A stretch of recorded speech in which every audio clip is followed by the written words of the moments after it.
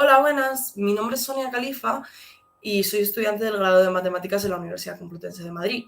En ella formo parte de la Sociedad de Debates Complutense. En el día de hoy estaré impartiendo la formación sobre estrategias en BP para personas que están empezando, de cara al Campeonato Nacional de España. Dicho lo cual, no puedo hacer la formación en directo porque mis horarios me lo imposibilitan, pero me parece importante, una vez haces una formación, mostrar disponibilidad de cara a resolver las dudas que puedan surgir. Por ello, he dejado en cada uno de los pies de página de las diapositivas mi correo electrónico al que podéis escribirme en cualquier momento, consultando dudas, sugerencias, comentarios, lo que sea. Bien recibido. Dicho lo cual, me gustaría aclarar que, como todas, esta formación tiene un pequeño sesgo y es el hecho de que, a pesar de que yo he intentado abstraerme de ella, mi visión y concepción del debate contaminan el enfoque que yo le doy a este tipo de cuestiones. Por eso, antes de empezar, me gustaría recomendaros que fuerais lo más flexibles posible con vuestra forma de debatir y con vuestra forma de aprender a debatir. No solo porque en las diferentes formaciones que podáis consultar siempre va a haber una parte que sea lo que esté sesgada por las vivencias de la persona que la imparte, pero también porque el circuito va evolucionando y porque el circuito, según vas avanzando de nivel, cambia las exigencias que tiene para ti. Entonces, lo más importante en debate, o al menos en mi opinión, es tener esa capacidad y esa flexibilidad para adaptarnos a los distintos cambios y sobre todo para encontrar la forma que nos funciona a nosotros. Dicho lo cual, ¿de qué va esta formación? Vale, pues esta formación está especialmente dirigida para aquellas personas que, conociendo el formato, quieren empezar a crecer, para lo cual tenemos que buscar hacer que nuestro trabajo se vuelva eficiente y efectivo en la medida que aumentemos las probabilidades de logros optimizando el trabajo invertido. Por eso he decidido dividir la formación en dos bloques. El primero, más extenso, el trabajo en pareja, que va a ser el más extenso porque al final del día BP se compite en pareja y se trabaja en pareja, pero en segunda instancia no quería dejar de lado lo que nosotros como individuos de forma autónoma podemos trabajar para aportar más a esa pareja, pero en segunda instancia para mejorar nuestras intervenciones y, pues, no sé, también tener mejores resultados dentro de los top speakers. Dicho lo cual, vamos a empezar con el trabajo en pareja. Creo que el primer consejo que quiero dar, y creo que esto no depende del nivel al que estás, es que independientemente de si tenemos una pareja estable o estamos probando con diferentes personas, es importante la comunicación, como en la vida cotidiana, ¿no? Es súper importante tener confianza y comunicación con la otra persona en la medida en la que, bueno, no quiero decir que necesitéis tener una amistad súper profunda o lo que sea, no, simplemente que debate es muy exigente, sobre todo cuando empiezas a ser un poquito más competitivo, los resultados pasan a importarte más y por tanto la forma en la que lidias con ellos va variando y es importante que la persona con la que trabajes te sirva de red de seguridad y no al contrario, pues yo qué sé, que no puedas comunicarle a esa persona que sientes que estás tirando más del carro o que no puedas comunicarle a esa persona que al revés, que sientes que no estás aportando lo suficiente. Creo que cuando podemos hablar de todo esto con nuestra pareja, podemos buscar soluciones conjuntas y podemos, sobre todo, crear expectativas conjuntas de forma que no haya una disonancia entre la voluntad de uno y la voluntad del otro. Dicho lo cual, esto era como una aclaración previa, he dividido esta sección en tres subsecciones. La primera, el reparto de posturas, la segunda, cómo afrontar el prep time y la tercera, cómo afrontar diferentes tipos de emoción de forma un poquito global. Dicho lo cual, el reparto de posturas, cuando vayamos a repartir las posturas, creo que tenemos que buscar la forma en la que trabajamos más eficientemente. Es la forma en la que como pareja nos entendemos de mejor manera. Aún así, creo que para esto tenemos que entender las diferentes exigencias que tienen las posturas. No es lo mismo hacer un primer ministro, donde necesito tener capacidad de encuadre, necesito ser lo más claro posible y mecanizar muchísimo, que hacer vices, donde tengo la exigencia de cerrar los huecos de mi primer orador, hacer refutaciones, hacer el caso comparativo, hacer el caso importante en el debate para que las bajas no nos lo puedan robar, o cuando soy extensionista tengo que dejar el caso blindado porque luego el látigo puede recuperar cosas pero no puede aportar nada nuevo. Si soy látigo tengo que tener como esa visión más global de debate para poder hacer las comparativas bien, etc. Y en última instancia, creo que la mejor forma de conocer las exigencias de cada una de las posturas es hacerlas. O sea, creo que igual que cuando juzgamos, entendemos lo que quiere escuchar el panel y podemos adaptarnos luego cuando volvemos a debatir a lo que quieren los jueces, creo que cuando hacemos segundos vemos cuáles son los huecos que nos fastidia que tenga nuestro primer orador, y cuando volvemos a ser primeros evitamos tener esos huecos porque sabemos cómo afectan al caso.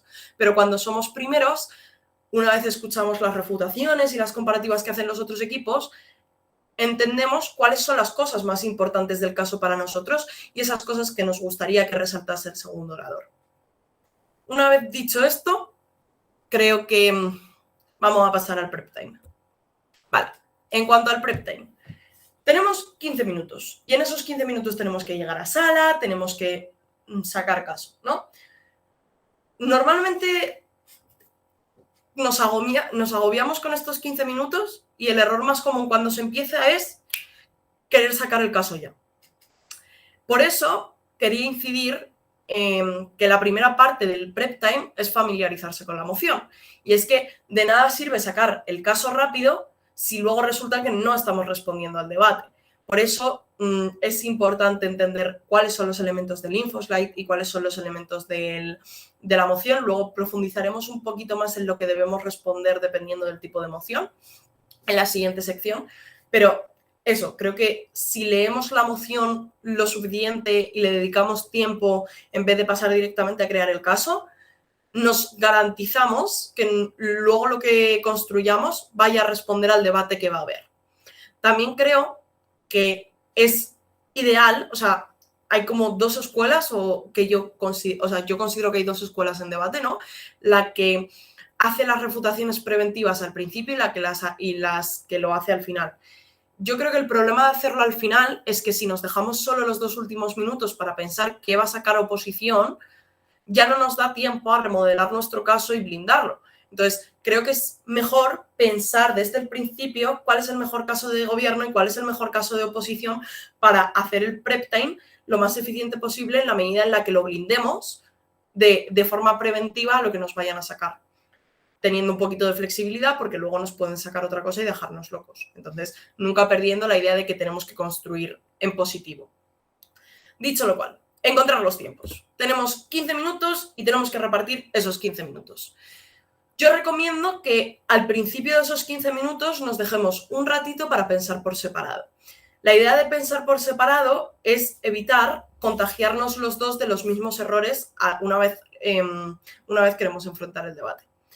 En el sentido de que si según empezamos a pensar, yo cojo y empiezo a decir argumentos, a lo mejor mi pareja no ha tenido ese tiempo de digerir por sí misma la moción y no se da cuenta de que todo lo que le estoy diciendo es de oposición cuando en realidad somos gobierno. Entonces, como que hay más facilidad de que se perpetúen los errores conjuntamente, mientras que si pensamos un ratito por separado, cada uno digiere la moción y tenemos una visión más holística de qué es lo más importante para el debate, sin sesgarlo a una única visión. Pero aún así, creo que otra de las cosas en la que pecamos cuando somos más nuevos es en la de dejarnos demasiado tiempo para pensar por separado. Y es que el problema, sobre todo en la actualidad, es que el manual castiga muchísimo las contradicciones. Entonces, es importante que desde el prep time las dos personas sean conscientes del caso que se va a sacar. Por tanto, si nos acostumbramos a hacer un trabajo individual, es más fácil que cojamos direcciones diferentes y no acabemos convergiendo como pareja. Por eso creo que lo ideal es aprovechar el tiempo que tenemos entre que salimos del auditorio y llegamos a sala para releer la moción, para pensar en los mejores casos de gobierno y oposición y para pensar algunas ideas que se nos vayan ocurriendo. Una vez hemos pensado por separado, lo siguiente es poner las ideas en común. Yo aquí me suelo dar,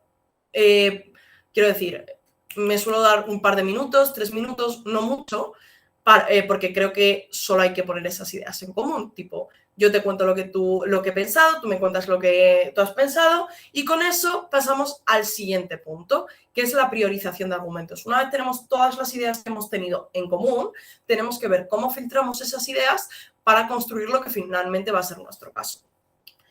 En esto tenemos que hacer, para mí es importante enfocarlo de forma diferente según si somos altas o si somos bajas. Si somos altas, creo que tenemos menos tiempo para mecanizar y para generar un caso que esté completamente probado. Por tanto, lo más intuitivo es priorizar aquellas ideas que salen de forma natural y que parecen ser menos exigentes con la mecanización. Es decir, que a nada que hagamos ya suena plausible. ¿Vale? Sin embargo, cuando somos bajas, es más probable que nuestras altas, precisamente porque no tenían tiempo, hayan sacado el caso intuitivo y el caso que era predecible que se sacase. Por eso, en bajas es importante contar con ideas alternativas.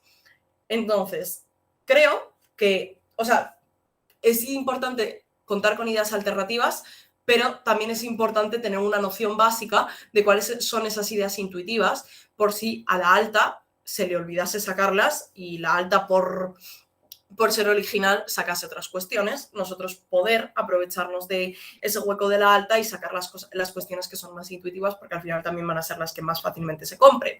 Dicho lo cual, llegados a este punto, me parece importante remarcar que en BP no se premia la originalidad. Es decir, que me saques un argumento súper loco no va a favorecer a que quedes primero. De hecho, si me sacas un argumento súper loco, probablemente sea menos intuitivo y necesites muchísimos más esfuerzos argumentales para probarlo. Creo que una de las cosas de las que pecamos cuando somos primerizas es precisamente intentar hacer el caso menos intuitivo posible y más, no sé, más bonito, más estilístico, más cargado, más guay, más llamativo. Cuando en realidad, cuando hacemos casos sencillitos, nos cuesta menos explicarlos, cuesta menos que la gente lo entienda y cuesta menos que en realidad se compren. O sea, a mí me han dado muchísimos feedbacks que era como, bueno, tu caso no era nada del otro mundo, era lo más intuitivo posible, pero era plausible. Entonces, como que al final acababa ganando a otros casos que trataban de traer ideas más grandes, más grandilocuentes, ¿no? Dicho lo cual, pasamos al siguiente y último punto. Este punto yo también le dedico más o menos tiempo dependiendo de si somos altas o bajas.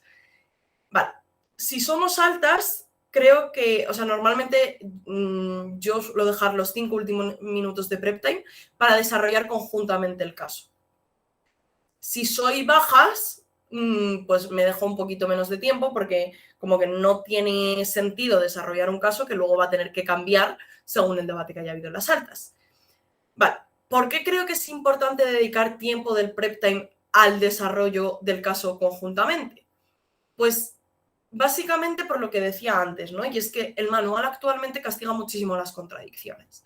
Entonces, creo que primero, creo que cuando trabajamos dos es más fácil que se nos ocurran mecanismos para desarrollar aquellas ideas que hemos tenido.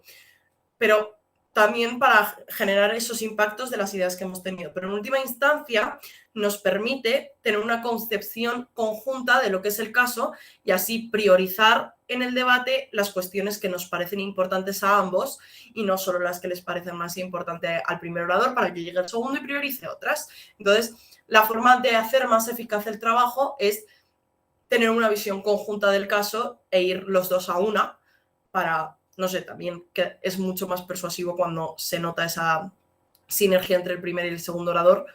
En última instancia, por lo que decía antes, porque evita las contradicciones internas o evita que se mitigue el caso a sí mismo. Entonces, creo que es importante que ambas personas sepan lo que se va a sacar. Dicho lo cual, pasamos al siguiente punto. La construcción conjunta. En la construcción conjunta, que es como la última parte del prep time y en la que estábamos, lo que tenemos que buscar es que nuestros argumentos respondan al debate, el juez los pueda comprar tengan impactos interesantes y sobre todo que sean exclusivos o comparativos. Vale, creo que estos 4 elementos pueden variar en orden, pero lo importante es que estén todos. Dependiendo del debate, hay algunos más exigentes, o sea, hay algunos que tienen partes más exigentes que otras. Hay argumentos que son muy intuitivos y por lo tanto no tenemos que esforzarnos tanto en dotarlos de plausibilidad, pero en principio tienen unos impactos pequeños y tenemos que ver cuán importantes son esos impactos, cuánto de grandes son, magnificarlos, todas estas cuestiones. Vale, ¿qué significa cada una de las patitas? Cuando nosotros tenemos un argumento y lo queremos dotar de plausibilidad, lo que queremos es explicar por qué es verdad que pasa aquello que nosotros estamos diciendo que pasa. Vale, luego esto lo veremos con un ejemplo concreto, ¿eh? El impacto va a responder cuáles son las consecuencias de eso que te he probado que va a pasar. Es decir, si te he probado que los estudiantes estudian más, pues el impacto es que tienen mejores calificaciones, a lo mejor. Cuando hablamos de exclusividad y comparatividad, creo que este es el elemento que más se nos suele olvidar cuando somos novatos. Y es que la idea es que, como decía al principio de la formación, en debate se gana de forma comparativa.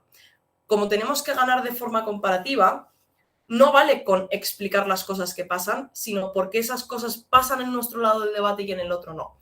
Porque, por ejemplo, si yo me paso mucho tiempo explicando que se da visibilidad y que la visibilidad es buena, basta que llegue un equipo de oposición y me diga la visibilidad se da en ambos mundos para que esos impactos que yo me he currado dejen de servir para mi caso, porque ahora pasan a servir para los dos. Entonces, tenemos que esforzarnos en explicar por qué la exclusividad se da solo en nuestro mundo, solo con las herramientas que tenemos desde el gobierno, o en caso de que se dé en ambos mundos, podemos explicar por qué se da de mejor manera en nuestro lado. Como digo, esto lo profundizaremos a continuación con un ejemplo. Y en última instancia, este es otro de los elementos que se nos suele olvidar, es explicar por qué el argumento que nosotros planteamos es importante para el debate, por qué está ligado al debate. Creo que si nosotros desarrollamos muchísimo un argumento de eficiencia y luego la moción no me estaba pidiendo que las cosas funcionasen, solo me estaba pidiendo valorar si estaba bien o mal, pues estoy cometiendo un error, ¿no? Creo que, por ejemplo, esto se ve muy bien en las mociones de actor. Creo que en las mociones de actor constantemente hacemos ese esfuerzo de ligarlo con los intereses del actor. Pues creo que en todas las mociones tenemos que hacer ese esfuerzo de ligar nuestra argumentación con lo que finalmente es nuestro caso, con lo que finalmente estamos defendiendo desde nuestra bancada. Pasamos al ejemplo que ya os anunciaba. Vale. El ejemplo es en la moción de existe una máquina que puede contarte exactamente cómo y cuándo vas a morir y tú eres la única persona que lo sabría. Esta casa usaría la máquina. Vale, aquí podríamos sacar varios argumentos, pero en concreto me voy a centrar en el argumento de que si usamos esta máquina tendríamos un mejor aprovechamiento de la vida. Y vamos con este argumento a dotarlo de plausibilidad, impacto, exclusividad e importancia. Empezamos con la plausibilidad. Tenemos que explicar por qué es plausible que se aproveche mejor la vida cuando uso la máquina. Y esto es porque nos atrevemos a hacer cosas que de otro modo nos asustarían porque podían ponernos en riesgo. Por ejemplo, parkour. A lo mejor a mí me da miedo hacer parkour porque creo que me voy a caer por el barranco, pero si sé que eso no es lo que me va a matar, pues a lo mejor tengo más incentivos para intentarlo, ¿no? Pero en segunda instancia aprovechamos mejor la vida en tanto que al saber cuándo nos vamos a morir tenemos más capacidad de planificación y preparación.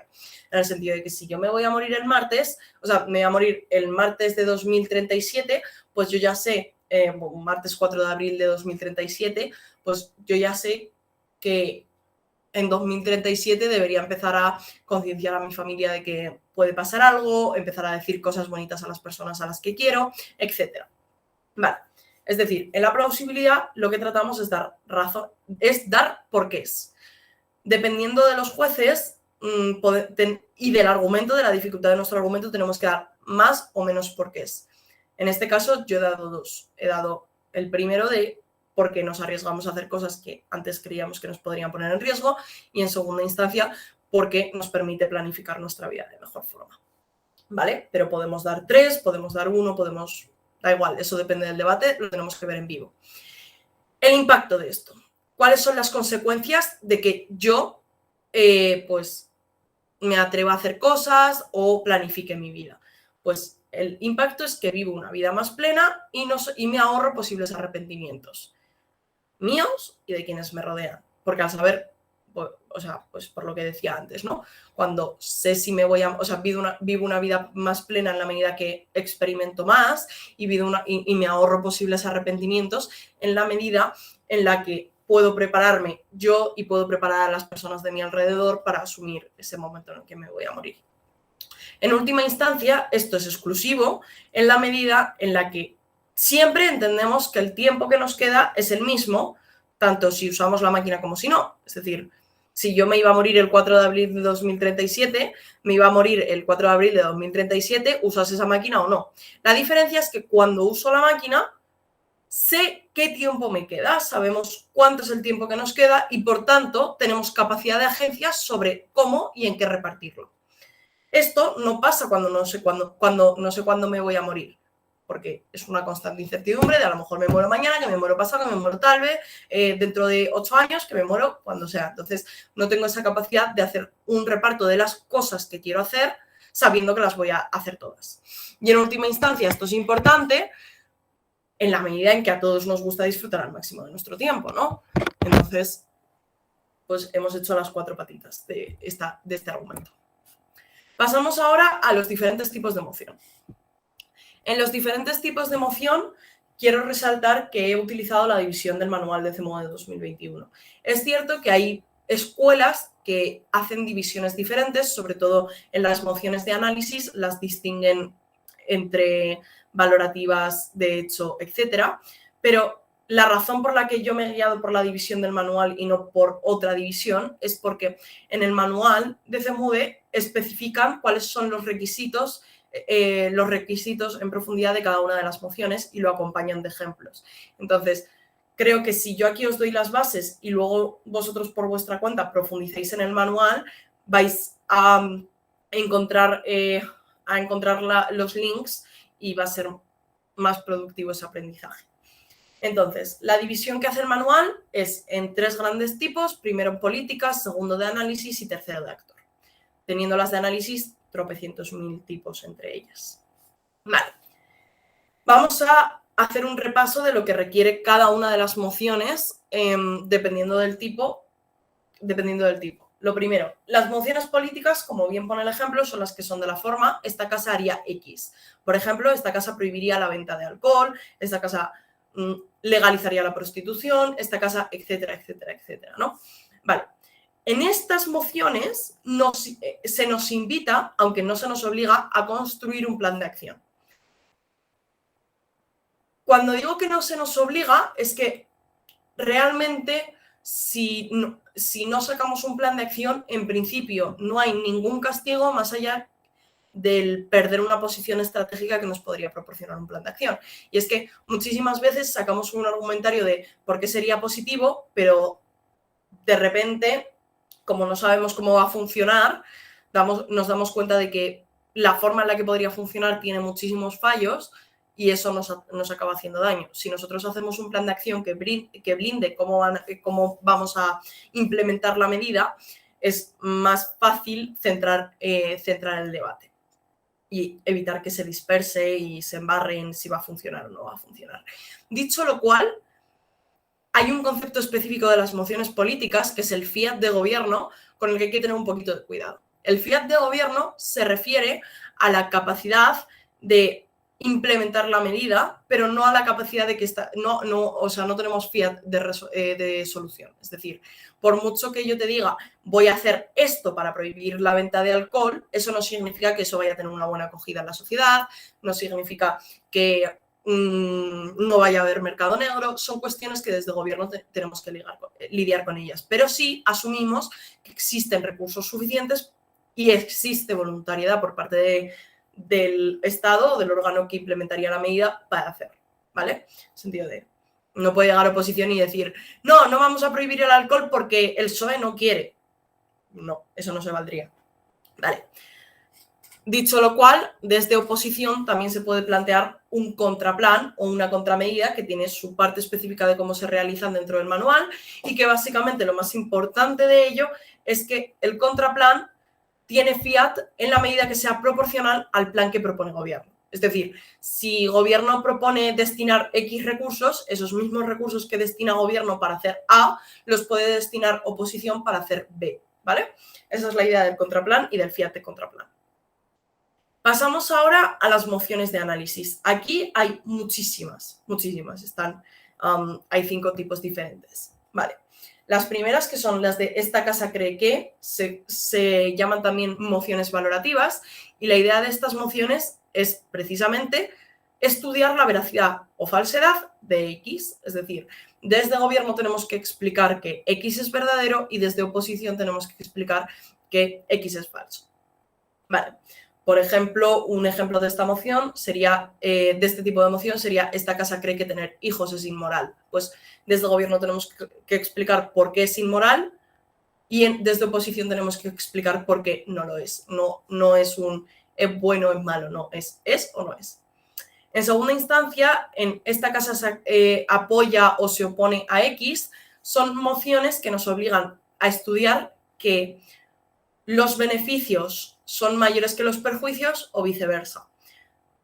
En este sentido, podemos tener un ejemplo que sea esta casa se opone a Internet. En esta moción podríamos hablar de cómo todos los perjuicios que ha traído Internet son mayores que los perjuicios que tiene Internet. Otro, que los beneficios que tiene Internet y por lo tanto no nos gusta Internet. Creo que en estas mociones es importante entender que nos apoyamos o nos oponemos a la totalidad del debate.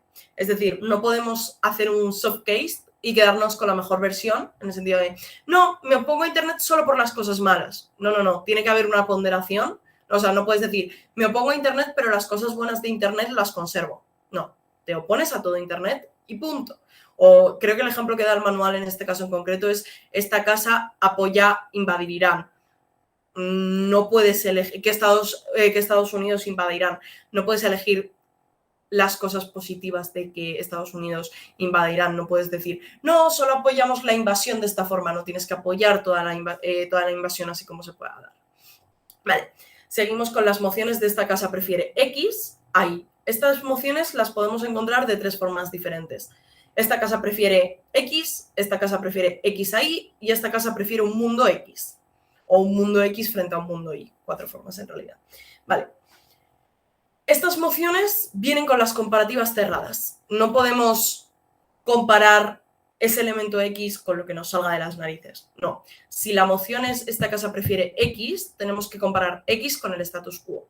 Si la moción es esta casa prefiere X a Y, tenemos que comparar X con Y. Necesariamente, no podemos hablar de los perjuicios exclusivos de X, tenemos que hablar de cómo esos perjuicios no se dan con Y o viceversa. Y en última instancia, cuando tenemos una moción de esta casa prefiere un mundo X, esas mociones, al igual que, como luego veremos en las de lamentar, requieren de una construcción plausible de cómo funcionaría el mundo X, con la característica X, o un mundo sin la característica que se nos esté proponiendo. Por ejemplo, esta casa preferiría vivir en un mundo feliz, pues tenemos con un infoslide donde un mundo feliz es un mundo en el que no tenemos emociones, todas estas cosas, pues tendríamos que ver cómo funciona un mundo en el que no existen esas emociones. Vale. O sea, tenemos que hacer un ejercicio de abstracción, imponernos en cómo funcionaría ese mundo. Seguimos con las mociones de esta casa cree que X debería hacer Y. Vale, estas mociones son especiales dentro de las de análisis porque tienen ciertos rasgos comunes con las mociones políticas. Y es que en estas mociones podemos plantear tanto un plan de acción desde gobierno como un contraplan desde oposición. Y la idea es mezclar eso con las del primer tipo, que era esta casa cree que X. Entonces tenemos que explicar por qué esa forma en la que, o sea, por qué eso sería positivo o por qué eso sería negativo. En estas mociones también son dadas a hacer un argumentario de principios explicando la responsabilidad que tiene X frente a esa acción y que hay que hacer. Por ejemplo, esta casa cree que la ONU debería aceptar a los talibanes dentro de la Asamblea General. Pues podemos hablar de cómo la ONU tiene cierta responsabilidad de responder al conflicto de los talibanes en Afganistán, etcétera, ¿no? Pero también podemos hablar de los beneficios, las consecuencias materiales que tendría que se hiciese o que no se hiciera. En última instancia, en las mociones de esta Casa se lamenta son las más resonadas últimamente porque hasta hace poco no había especial diferencia entre las de se opone o se lamenta registrada en el manual, sino que era algo que el circuito se dio cuenta de que había que cambiar, ¿no? Y es que en las mociones de esta Casa se lamenta es obligatorio plantear un contrafáctico, un famoso contrafáctico. Vale. Primero, ¿qué es un contrafáctico? Segundo, ¿cómo construimos un contrafáctico? ¿Qué es un contrafáctico? El contrafáctico es la alternativa, la alternativa al mundo en la que no sucediese ese elemento del que nos estamos lamentando. Por ejemplo, cuando nosotros nos ponen la moción esta Casa se lamenta de la narrativa de que el perdón es una virtud, tenemos que el contrafáctico es explicar qué pasa en un mundo en el que no existe esa narrativa. Muchas veces el contrafáctico va implícito y basta negar la cosa de la que nos lamentamos. Es decir, en un mundo en el que no, esta Casa se lamenta de la narrativa, pues el mundo alternativo es aquel en el que no existe esta narrativa y vivimos mejor. Pero muchas veces, sobre todo en las mociones de narrativas, hay que lidiar con que una narrativa sustituya a la otra. Por ejemplo, si hablamos de... hay 12.000 narrativas sobre el perdón, entonces si no existe una, pues a lo mejor hay otra que ocupa el lugar de esa narrativa, ¿no? Vale. Habiendo adelantado esto y entendiendo que el contrafáctico es la alternativa al mundo cuando la característica de la que nos lamentamos desaparece, es decir, esta Casa se lamenta de la narrativa X, el contrafáctico es el mundo en el que desaparece esa narrativa, entendemos que el contrafáctico no es arbitrario, el contrafáctico no es algo que podamos construir como nos dé la gana, sino que el contrafáctico viene delimitado. El contrafáctico necesita ser dotado de plausibilidad, es decir, tenemos que explicar por qué lo que estamos comentando es la alternativa más probable que suceda, ¿vale? Por ejemplo, pues eso, con la moción de esta Casa se lamenta de la narrativa de que el perdón es una virtud, tenemos que explicar cómo cuando desaparece esta narrativa es probable que la sustituyan otras, precisamente porque existen esas otras narrativas, porque tenemos como una visión diversa de lo que significa el perdón, ¿no? Vale. Pero eso, al igual que en las mociones de esta Casa prefiere un mundo en el que teníamos que hacer ese ejercicio de abstracción para construir el mundo, en las de la menta tenemos que hacer ese ejercicio de abstracción para construir el mundo sin el elemento del que nos lamentamos. Vale. Por último están las mociones de actor. Estas mociones que se plantean como esta Casa siendo X haría Y o esta Casa como X haría Y, por ejemplo, esta Casa siendo feminista no saldría a celebrar el 8 de marzo en plena pandemia, o esta Casa como padre o madre obligaría a sus hijos a ir al colegio siempre, lo que sea, ¿no? Vale, estas mociones son especiales porque nos obligan a entender cuáles son los intereses del actor, los intereses de X, es decir, en la moción que os planteaba al principio de esta Casa siendo feminista no iría a la manifestación del 8M en plena pandemia, tenemos que ver cuáles son los intereses de la persona feminista y, por tanto, lo que tenemos que probar desde gobierno es que esos intereses se satisfacen mejor y desde oposición que esos intereses no se satisfacen. En este punto, caracterizar al actor también necesita de dotarlo de plausibilidad, o sea, yo no puedo inventarme las características de un padre, tengo que justificar cada una de las cosas que digo.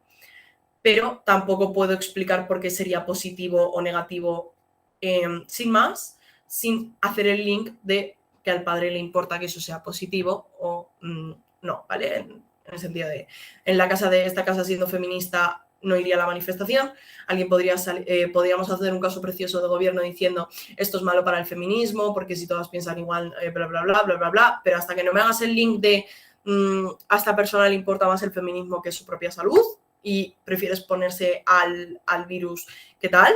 No me estás demostrando nada, Vale, con esto hemos hecho un repaso superficial sobre los tipos de emociones. Como ya decía, invito a que os leáis esta parte del manual porque os dará más herramientas de las que yo os puedo dar en esta formación.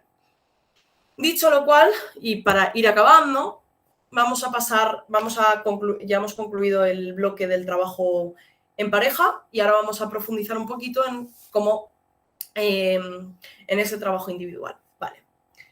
En cuanto al trabajo individual, voy a hacer dos distinciones. Uno, mejorar nuestras intervenciones, que esto es lo que nos proporciona empezar a aumentar nuestros speaker points. Y en segunda instancia, las obligaciones de involucrarnos con el circuito. Empezamos con el primero. Vale, creo que una de las razones en las que perdemos efectividad en nuestras intervenciones cuando estamos empezando, cuando somos primerizos, es que nos falta muchísima estructura. Cuando nos falta muchísima estructura, al final acabamos teniendo argumentarios circulares o acabamos probando cuestiones que hemos dicho al principio, las acabamos probando al final. Esto hace que muchas veces al panel le genere muchísima difusión el caso y le cuesta entender qué es lo que finalmente ha sido probado. Sobre todo, dificulta mucho leer las notas porque tienes que estar haciendo flechitas, bla, bla, bla. Entonces, cuando ganamos estructura, conseguimos, uno, que los jueces lo entiendan mejor. Dos, evitar repetir cuestiones constantemente. Tres, probamos las cosas cuando nos toca probarlas y no 7 años después. ¿Vale? Entonces, ¿cómo ganamos esta estructura? Vale. Una vez hemos trabajado creo que se gana tomando notas de forma ordenada. Y como en el prep time ya hemos visto cuáles eran las patitas de los argumentos, es decir, plausibilidad, impacto, exclusividad e importancia, una de las cuestiones que tenemos que ver es precisamente que esos argumentos cumplen esa checklist. Pero primero, creo que para ganar esa estructura de cara a la intervención, tenemos que ver tenemos que distinguirnos como las diferentes cosas que estemos haciendo. Si estamos haciendo un encuadre, está guay que enunciemos que estamos haciendo un encuadre. Y en ese encuadre metemos las métricas, que por cierto, se nos suele olvidar comentar cuál es la métrica del debate. Y no es, hay debates en los que no es necesario porque todos están de acuerdo con la métrica, pero hay debates en los que la métrica está en duda. Entonces, es importante explicitar la métrica en la que nosotros vamos a jugar y en la métrica en la que responde nuestro caso. Pero en segunda instancia, no vale con decir tu métrica. También es importante justificarla para justificarla y justificarla bien, por si en uno de estos debates en los que hay varias métricas, cerciorarnos de que nuestra métrica va a seguir viva. A pesar de que siempre es recomendable intentar jugar en las diferentes métricas que haya en el debate, si imagínate que somos acta de gobierno y nos hace un reencuadre baja de oposición, pues vamos a ponérselo un poquito más difícil porque ya no vamos a tener tiempo para responderle y vamos a centrar la métrica desde nuestro primer ministro, ¿no? Vale, entonces eso. En el encuadre justificamos las métricas, explicitamos y justificamos las métricas y en segunda instancia la justificamos en la medida que respondan a la pregunta y en segunda instancia comentamos el contexto. El contexto muchas veces, no siempre es necesario hacer un contexto genérico, a veces tenemos argumentos lo suficientemente diferentes entre ellos como para que cada uno tenga que tener un microcontexto dentro de sí mismo, pero cuando necesitamos entender, como cuando todo nuestro argumentario está englobado bajo unas cuestiones particulares, está guay que las señalemos desde el principio y las explicitemos. Y no solo eso, sino que el contexto muchas veces nos da herramientas para probar la importancia de nuestros argumentos o la relevancia respecto de la moción. Vale, una vez hemos visto cómo hacer un encuadre, cómo hemos explicitado el encuadre, hemos explicitado las métricas y justificado las métricas y hemos explicitado el contexto que nos permite construir el resto de la línea, pasamos a los argumentos. Cada vez, lo primero que tenemos que tener es claro qué prueba cada uno de nuestros argumentos. Si tenemos 3 argumentos diferentes, pero da la casualidad de que 2 de ellos prueban la visibilidad, probablemente tenemos un solo argumento con 2 mecanismos, ¿vale? Entonces, tenemos que tener súper claro qué es lo que están probando nuestros argumentos para agrupar lo que sea parte del mismo argumento y separar las cosas que sean diferentes. Una vez hemos hecho eso, rellenamos los mecanismos. los mecanismos, como explicábamos antes, eran los porqués de esto pasa. Así vemos si nuestros argumentos son plausibles o si no lo son.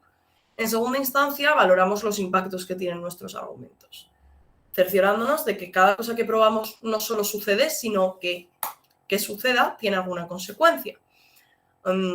Y seguimos viendo la comparatividad o exclusividad, es decir, una vez hemos construido ese argumento, nos cercioramos de que efectivamente solo pasa en nuestro mundo y que por tanto esos impactos no los puede absorber la otra cámara. Y en última instancia valoramos la importancia de este argumento. Vale. Hacer todo esto nos permite saber cuándo nuestros argumentos están probados y cuándo no. Porque cuando hacemos solo un argumento o un bloque con todas estas estructuras, vemos si nos falta un mecanismo, si nos falta un impacto, si nos falta comparatividad, si nos falta importancia, etc. Entonces, por eso es importante que no solo separemos los argumentos, sino que separemos cada una de las partes del argumento, aunque luego no las enunciemos, sino tenerlas en nuestras notas para cerciorarnos de que todas las cositas que necesitaban tener nuestros argumentos efectivamente las tienen. Luego, a medida que avanzamos, esto es una estructura que vamos interiorizando y que, por tanto, termina no siendo tan necesaria. En última instancia, y sobre todo de cara a segundos oradores, creo que las refutaciones muchas veces pecan de ser refutaciones vacías o ser refutaciones como quedarse en el mero enunciado de que lo que dice el otro equipo está mal. Entonces, creo que a las refutaciones hay que dedicarles el mismo tiempo que le dedicaríamos a un argumento, en el sentido de tenemos que cerciorarnos de que esa refutación está siendo lo más efectiva posible y al igual que los argumentos tenían sus mecanismos, sus impactos, su comparatividad y su importancia, las refutaciones también tienen sus partes. En particular, a veces las refutaciones también necesitan de mecanización, etcétera, ¿no? Pero creo que las 4 partes que yo he distinguido dentro de las refutaciones son, primero, identificar qué estoy refutando, segundo, explicar por qué, hacer la refutación, es decir, explicar por qué lo del contrario es falso, tercero, ver cómo afecta a su caso que lo que está diciendo sea falso y, por último, prevenirnos y hacer un y venir, porque las refutaciones tienden a ser mitigatorias y no destructivas, para explicar por qué incluso aunque lo del otro equipo siga vivo, lo tuyo es más importante. Vale. En el por qué es falso, creo que normalmente nos quedamos en las dos primeras partes, que decimos, eso es falso, o eso está mal, o tal. Creo que tenemos que profundizar en por qué esas cuestiones son falsas. Muchas veces lo podemos hacer atacando las premisas de las que parte la argumentación o atacando el nexo causal. Por ejemplo, una refutación válida sería, oye, te han dicho que van a conseguir esto y te han explicado por qué conseguir eso es súper positivo, pero nunca nos han llegado a explicar de verdad por qué tener una educación privada va a hacer que efectivamente la educación sea de mejor calidad. Entonces, me da igual los impactos de una educación de mejor calidad si todavía no me estás garantizando esa educación, si no me estás garantizando llegar a esa calidad, ¿no? Vale. Entonces, eso sería la tercera parte, que es cómo afecta al otro equipo que eso sea falso, en la medida que se pierde persuasividad, en la medida que sus impactos no son tan grandes como nos hacían ver, en la medida que sus impactos no los podemos conseguir o derivar de las cuestiones que ellos nos han probado, etcétera, ¿no? Y por último, como ya anunciaba que las refutaciones suelen ser mitigatorias pero no destructivas, tenemos que hacer ese esfuerzo de ver con qué están chocando de lo que hemos dicho nosotros y por qué lo que hemos dicho nosotros es mejor. Es decir, si estamos discutiendo sobre visibilidad y seguridad, no solo tenemos que refutar por qué la visibilidad no se da en otro lado, sino porque incluso aunque se dé esa visibilidad no es tan importante como la seguridad que yo te estoy garantizando que se da de mejor forma en mi mundo. Esto también no vale solo con afirmarlo, tenemos que profundizar un poquito explicando, pues yo qué sé, es más importante la seguridad porque sin seguridad las personas de este colectivo siguen siendo vulneradas y siguen sin poder desarrollar su vida de forma plena, etcétera, lo que sea. Y en última instancia, me parece súper importante que estas cuestiones las vayamos practicando, sobre todo para encontrar la forma en la que, para encontrar nuestra estructura. Es decir, esto es un protoesquema que luego cada persona tiene que modificar y adaptar a las formas que a él le funcionan y a los debates que le van funcionando. Una buena forma de hacer prácticas, si estamos solos y si vamos a ser primeros oradores es hacer primeros ministros. Cogemos una moción, la analizamos, construimos un caso y nos grabamos contando el caso en esos 7 minutos para ver esa estructura, ¿no? Y luego, en última instancia, pues con nuestra pareja, yo con mi pareja, cuando no conseguimos sacar una sala, pues a veces lo que hacemos es vernos un vídeo de YouTube, sortear la cámara que somos y debatir contra el vídeo de YouTube. Entonces, eso, si no conseguimos hacer práctica con otras personas, hay otras 1000 formas de hacerlo que nos permiten conseguir estas estructuras y conseguir esto, que nos van a permitir desarrollarnos de mejor forma en los torneos posteriores. Si solo practicamos de torneo en torneo, tenemos que esperar a cada torneo para mejorar y nuestro desarrollo se ve paralizado. Entonces, eso. Y en última instancia, involucrarnos con el circuito.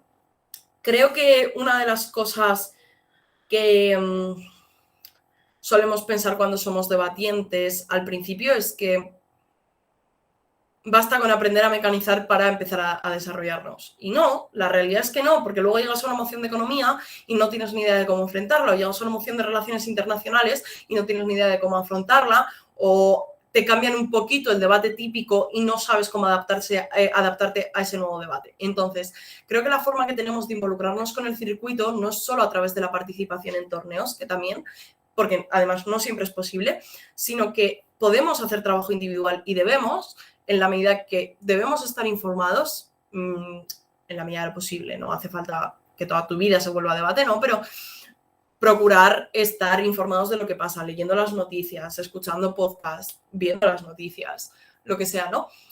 Y en última instancia, creo que también es importante o nos puede ayudar ver las formaciones que está viendo en el circuito, porque, no sé, nos dotan de muchísimas herramientas y además cada vez son más particulares y eso nos ayuda a desenvolvernos de mejor manera, sobre todo porque en estas formaciones se suelen incluir ejemplos concretos de emociones y nos dan herramientas de mecanismos, impactos, caracterizaciones que el día de mañana nos pueden ayudar a enfrentar de mejor manera las emociones.